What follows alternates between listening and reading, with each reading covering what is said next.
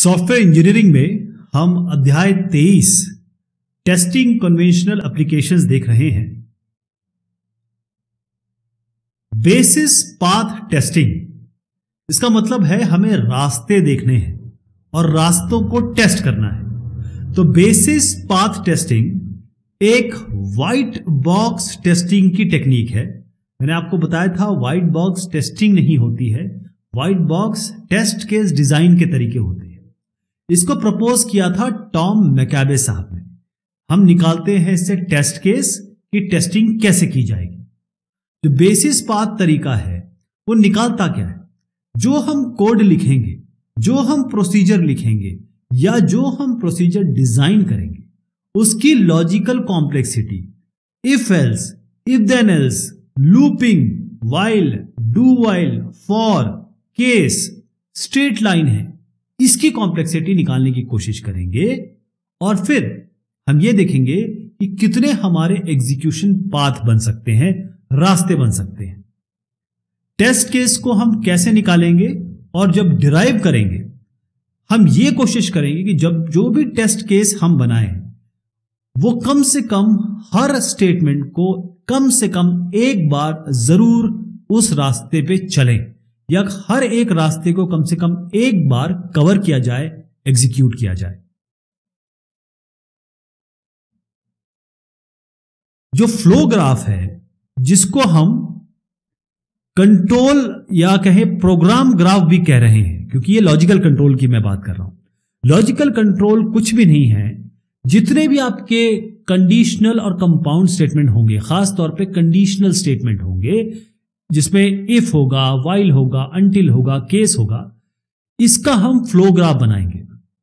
हर एक स्ट्रक्चर जिसे मैंने कंस्ट्रक्ट कहा उसका आप फ्लो ग्राफ सिंबल लगाएंगे। जैसे ये गोले क्यों बने हैं, ये एज क्यों बना है, इसको हम नोड कहेंगे, इसको ये जो गोले हैं इसको नोड कहेंगे, लाइन को हम एज कहेंगे।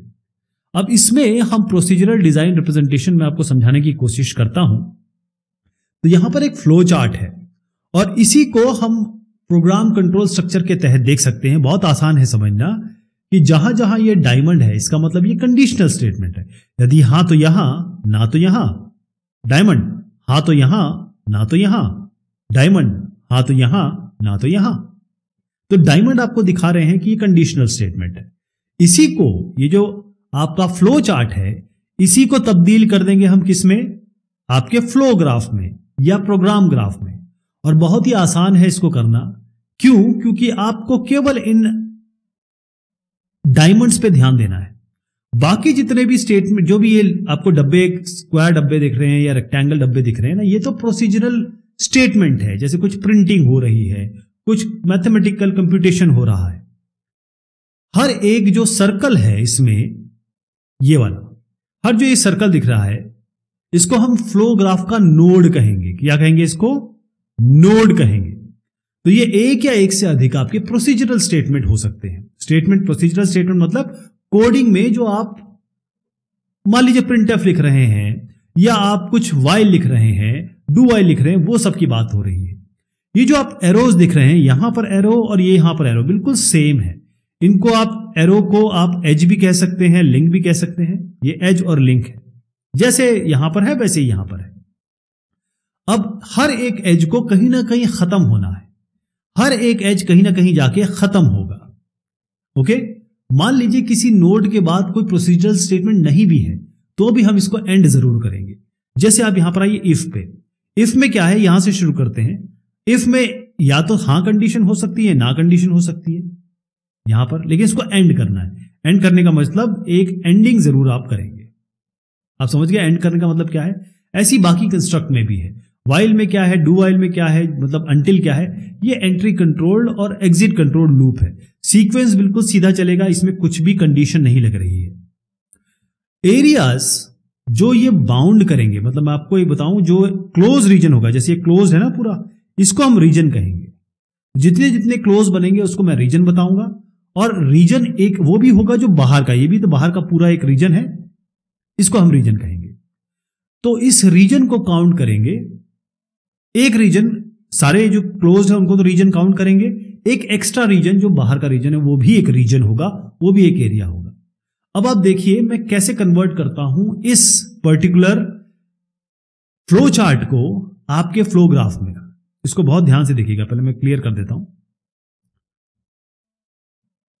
यहां पर आइए, अब आप देखें हम यहां पर आए और हमने सबसे पहले एक कंडीशन चलाई। अगर हां है तो यहां, ना है तो यहां, तो हम 1 पे गए। हां है तो आगे बढ़ेंगे, ना है तो कहां जा रहे हैं, देखिए ना है तो कहां जा रहा है, 11 पे। तो पहले आप यहां से लाके 11 का नोड बना के यहां छोड़ दीजिए, यहां खत्म कर दिया। एक फर्स्ट नोड हो गया, एक 11 नोड हो गया। अब आइए 2 तो एक केवल एक स्टेटमेंट लग रहा है या कुछ इसमें प्रोसेसिंग हो रही है, कंडीशन स्टेटमेंट तो है नहीं। 3 ये कंडीशन स्टेटमेंट है, तो इसकी आवश्यकता नहीं है। इस 2 और 3 को आप साथ में जोड़ दीजिए। हमारा केवल जो मतलब है वो इनसे है, कंडीशनल और कंपाउंड स्टेटमेंट से है, इन सब से हमारा कोई मतलब नहीं है। तो हम 2 और 3 को कंबाइन कर देंगे, 2 और 3 को कंबाइन करके एक गोले में दे देंगे। अब आगे बढ़िए 3 पे, 2 और 3 कंबाइन कर दिया। 3 यहां होगा तो यहां चला जाएगा, ना होगा तो यहां चला जाएगा। तो 3 में हां पे चलते हैं। 4 और 5 ये दोनों डब्बे कैसे दिख रहे हैं, ये प्रोसीजरल स्टेटमेंट है, ये सिंपल इंस्ट्रक्शंस है। 4 और 5 को कंबाइन कर दीजिए। तो 2 और 3 से आगे बढ़ेंगे तो कहां जाएगा, 4 और 5 को कंबाइन कर दीजिए और ये आपका नोड बन जाएगा। अब इस तरफ आते हैं, यहां पर आ जाइए। यहां पर ये जा रहा है एक और कंडीशनल स्टेटमेंट पे, तो यहां से एक एरो डालिए, ये 6 वाला एक नोड बनेगा। बाकायदा कंडीशनल स्टेटमेंट हमेशा सेपरेट नोड बनेगा, ये सेपरेट नोड बना दिया। हां है तो 8 पे, ना है तो 7 पे। हां है तो 7 या 8 इस पे चले जाएंगे। आपको मैंने बताया था इफ में क्या करेंगे, हां है तो यहां, ना है तो यहां, मतलब हां है तो यहां, ना है, इसके हिसाब से हां है तो यहां, ना है तो यहां, फिर उसको कंबाइन करेंगे। वही यहां पर हुआ है, यहां गए 7 पे, यहां से 8 पे और इसको कंबाइन कर दिया, 9 पे आ गए। अब ये 9 जो है, मैंने कहा ना इसको एंड करना पड़ेगा, यही समझा रहा था मैं आपको, इसको एंड करना पड़ेगा। तो 9 पे आ गए। अब 9 से जा रहा है 10 पे, तो 9 से 10 को कनेक्ट कर दीजिए। 4 और 5 अगर जब हो जाएंगे एग्जीक्यूट तो कहां जा रही है, 10 पे जा रहे हैं। 4 और 5 को इसको 10 से जोड़ दीजिए, ये आपका 10वां नोड बन गया एक। अब 10 यहां पर भी वापिस जा रहा है, तो यहां से लीजिए 10 को यहां वापिस पहुंचा दीजिए। ठीक है, बन गया ये आपके मैंने एक फ्लो चार्ट से कंट्रोल फ्लो ग्राफ बना दिया है। इसमें ये जो आपको दिख रहे हैं, फिर से बता देता हूं, इनको हम कहते हैं नोड। ये जो है ये एजेस या लिंक कहलाते हैं। अब रीजन देखिए, ये क्लोज्ड है, ये आपका एक रीजन बन गया। ये क्लोज्ड है पूरा, दूसरे कलर से बताता हूं आपको, ये एक रीजन बन गया। ठीक है, ये क्लोज्ड है, एक और कलर ले लेते हैं थोड़ा सा, ये एक रीजन बन गया। 3 रीजन हो गए। अब देखिए ये रीजन नहीं होगा क्योंकि ये खुला हुआ है ना, तो ये जो खुला हुआ है बाहर का सारा, वो एक रीजन हो जाएगा। तो कितने रीजन हो गए, 4 रीजन हो गए इसमें। अब कई बार क्या होता है, कंडीशनल स्टेटमेंट के साथ साथ आपके कंपाउंड स्टेटमेंट भी होते हैं। कंडीशनल स्टेटमेंट क्या हो गया, इफ देन एल्स, ये सारे जो आपको दिख रहे हैं ना, ये वाला, ये सारे कंडीशनल स्टेटमेंट है। लेकिन कंपाउंड स्टेटमेंट क्या होंगे, एंड, और, नॉट, नैंड और निगेशन भी होता है। तो इसके लिए क्या करेंगे हम, इसको बनाने के लिए अगर मान लीजिए आप के पास फ्लो चार्ट है तो बहुत अच्छा है, लेकिन बाय चांस आपने अपना जो कोड है वो किसी पीडीएल में, प्रोग्राम डिजाइन लैंग्वेज में लिखा है, जिसको हम एल्गोरिथम भी कह सकते हैं। अगर एल्गोरिथम लिखी है तो भी हम कर सकते हैं, फ्लो चार्ट बना दिया तो बहुत ही बेहतरीन हो जाएगा। तो अब इसको जब हमारे पास एक कंडीशनल स्टेटमेंट के साथ हमारे पास एक क्या स्टेटमेंट है, कंपाउंड स्टेटमेंट भी है, तो उसके लिए क्या करेंगे, हम सेपरेट नोड बनाएंगे हर एक कंडीशन के लिए, ए और बी के लिए। जैसे मैं आपको बताता हूं, यहां पर यह है इफ ए और बी, यहां पर है इफ ए और बी, ये है ना। तो पहले इफ ए के लिए आपको अलग से नोड बनाना पड़ेगा, बी के लिए अलग से नोड बनाना पड़ेगा। अब आप बोलेंगे पहले ए क्यों लिया, क्योंकि ए है पहले इसलिए ए लिया, अगर यहां बी और ए होता तो मैं यहां पहले बी लेता। अब देखिए यहां पर कंडीशन क्या है, इफ ये तो एक्स। अब इसमें और कंडीशन में ये है, ये भी, ये दोनों में से एक भी ट्रू होगा तो ट्रू हो जाएगा, दोनों फॉल्स होने पड़ेंगे तभी ये फॉल्स कंडीशन होगी, तब आप एल्स पे जाएंगे। तो हम क्या करेंगे, पहले ए, अगर ये ए सही है तो ये क्या कहता है, देन प्रोसीजर एक्स, तो यहां पर आ गया। अदरवाइज बी पे आए, ए के बाद आप बी पे ही जा रहे हैं तो ए के बाद बी पे चले जाइए, बी पे फिर से चेक करते हैं, अगर बी भी ट्रू है तो आप आ जाइए एक्स पे, अगर बी ट्रू है तो भी प्रोसीजर एक्स, और ये फेल हो जाता है तब जाएंगे आप प्रोसीजर वाई पे। तो यहां पर आप आ जाइए वाई पे, और मैंने आपको क्या बताया था, इसको जरूर एंड करना है। जब ये दोनों ऐसे आ जाएं तो आपको एंड करना पड़ेगा इसको, तो यहां पर आप एंड कर दीजिए, ठीक है जी। तो अब आप क्या करेंगे, यहां पर एक्स के ये एंड किया आपने, तो इसकी कंडीशन भी यहां पर जाएगी। तो ये जो प्रेडिकेट नोड होते हैं, हर एक नोड जिसमें कंडीशन होती है उसे हम प्रेडिकेट नोड कहते हैं। जैसे आप ये देखिए, इसमें कंडीशन है तो ये प्रेडिकेट नोड हो गया, ये कंडीशन है तो ये प्रेडिकेट नोड हो गया। और ये कैसे पता चलता है, इससे एक या एक से अधिक अगर रेखाएं या एज या लिंक निकल रही है तो इसको हम कहेंगे क्या, कि ये प्रेडिकेट नोड है। तो कुछ इस तरीके से ए और बी या ए एंड बी या नॉर एंड ये सब बनेगा। इंडिपेंडेंट प्रोग्राम पाथ, यहां पर हमने क्या क्या बना लिया, हमने एक फ्लो ग्राफ बना लिया। इंडिपेंडेंट पाथ का मतलब होता है वो रास्ता जो बाकी रास्तों से अलग है। कहने का मतलब कम से कम उसमें एक ऐसा जरूर आपका एज आना चाहिए, एक एज ऐसा जरूर आना चाहिए जो पहले कभी कवर नहीं किया गया, या कहें कोई ऐसा प्रोसेसिंग स्टेटमेंट या कोई ऐसी कंडीशन जो पहले नहीं ली गई। तो इंडिपेंडेंट पाथ का मतलब यह है वो एक ऐसी एज जरूर आ जाए उसमें जो पहले आपने कवर की नहीं है, कभी भी ट्रैवर्स नहीं की है, उस पर चले नहीं है। जैसे आपको मैं एग्जांपल बताता हूं, यहां पर आपके कुछ इंडिपेंडेंट पाथ मैं बनाने जा रहा हूं, एक एक करके देखिएगा। सबसे पहले बनाया कौन सा, एक से चले, सबसे इजीएस्ट पाथ क्या है, 1 से 11, ठीक है जी, खत्म हो गया यहां पे, तो 1 और 11। दूसरा पाथ क्या हो सकता है, 1, तो दूसरे कलर में करता हूं उसको। अब देखिए 1 से 2 3, ठीक है, से 4 5, से 10, फिर आप जाएंगे 1 पे और फिर आप लौट आइए यहां पे। ये एक पाथ बन गया, इंडिपेंडेंट पाथ है। अब एक और कलर ले लेते हैं। अगला क्या हो जाएगा, 1 से गए 2 3 पे, यहां से हम 6 पे आए, फिर हम गए 8 पे, फिर हम गए 9 पे, फिर हम गए 10 पे, फिर हम 1 पे गए और फिर यहां लौट आए। ये एकदम अलग पाथ हो गया क्योंकि इसमें नए एजेस इंक्लूड किए गए हैं। एक और देख लीजिए, इसको क्लियर ही कर देता हूं। एक और देखिए आप, यहां पे बनाता हूं अब ये लेके। अगला क्या है, 1 से 2 3 पे गए, फिर आप 6 7 9 10, फिर आप 1 पे गए और 11 पे आ गए। ये भी इंडिपेंडेंट पाथ हो गया, है ना। अब आप देखिए, इसमें एक पाथ मैं आपको दिखाऊंगा जो कि इंडिपेंडेंट पाथ नहीं है, क्योंकि वो इन्हीं का कॉम्बिनेशन है, उसमें कोई नई एज नहीं आ रही है। ये जो मैंने बताया ना आपको, ये समझ गए। इसमें अभी एक पाथ बताऊंगा जिसमें ऑलरेडी सारी चीजें कवर हो चुकी है, तो ये इंडिपेंडेंट पाथ नहीं होगा क्योंकि ऑलरेडी हम कवर कर चुके हैं। अब मैं करके दिखाता हूं आपको, बहुत ध्यान से देखिएगा।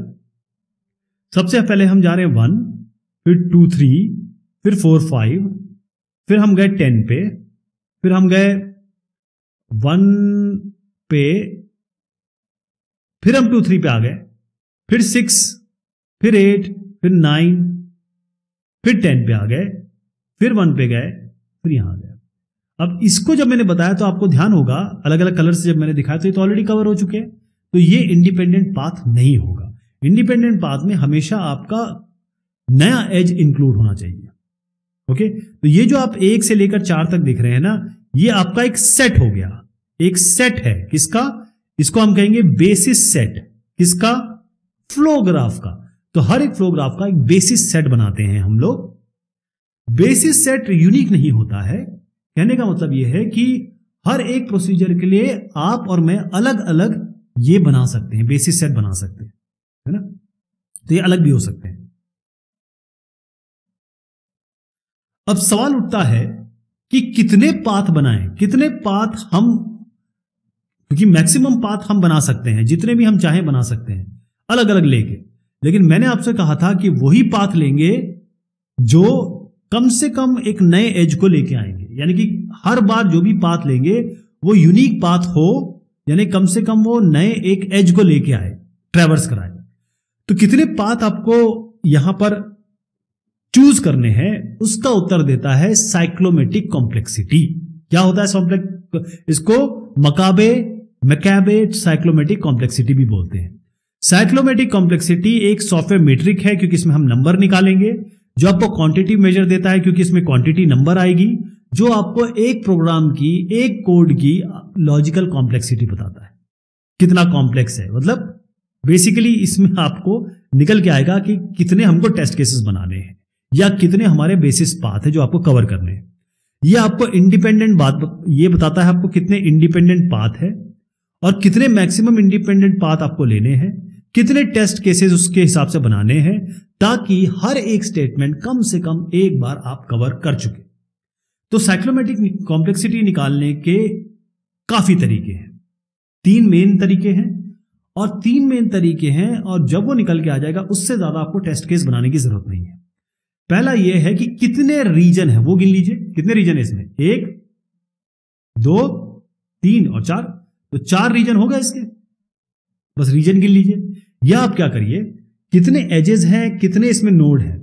एजेस कौन कौन से हैं, ये जो आपको ये वाली लकीरें दिख रही है, एजेस हो गए। और नोड कितने हैं, नोड तो खैर 11 दिख ही रहे हैं आपको, ये नोड्स हो गए।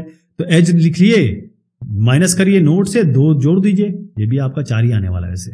तीसरा तरीका है साइक्लोमेटिक कॉम्प्लेक्सिटी निकालने का, आपको प्रेडिकेट नोड निकालने हैं, कितने, उसमें 1 जोड़ देने हैं। अब देखिएगा ये भी 4 आएगा। ये कैसे 4 आएगा, प्रेडिकेट नोड कौन कौन से हैं, प्रेडिकेट नोड वो होते हैं जिसमें 1 या 1 से अधिक 2 या 2 से अधिक एरोज निकल रही होती है।